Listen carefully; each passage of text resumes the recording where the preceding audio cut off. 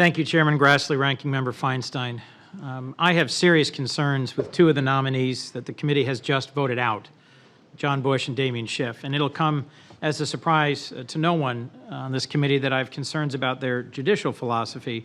At their nomination hearing, like many others, I asked questions about their interpretation of due process and rights to privacy that are the linchpins of modern jurisprudence that makes possible our society and that impact real people. But the concerns I wanted to express today extend beyond legal philosophy. I worry about their judgment and their temperament. People will listen to Senator Coons. Mr. Bush and Mr. Schiff have each published statements that demonstrate a critical lack of judgment and demonstrate downright incivility. Each of us today has to ask ourselves, is this the caliber of nominee we want to see on a federal bench, let alone on a circuit court bench? Mr. Bush referred to the first female Speaker of the House as Mama Pelosi and said she should be gagged. He depicted a threat to Obama supporters stealing a campaign sign and said they would, quote, find out what the Second Amendment is all about. He chose to repeat the use of an anti-gay slur in a speech he gave, not while he was in middle school, but after he'd been practicing law for 15 years. This is about judgment and temperament.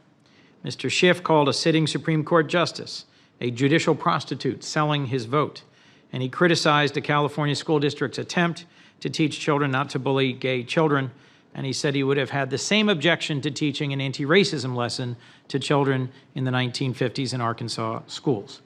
Now, I don't care whether these statements were in speeches, newsletters, op-eds, or blog posts. Each of these gentlemen chose to put these views out in the world, as they have every right to do, but it left me concerned about their judgment. These repeated choices to utilize inflammatory and derogatory language when expressing themselves and the impact that will have on litigants before federal courts. Each of these gentlemen own the reputations they have created for themselves. And importantly, in their confirmation hearing, I heard very little in the way of disavowing these prior statements at their hearings.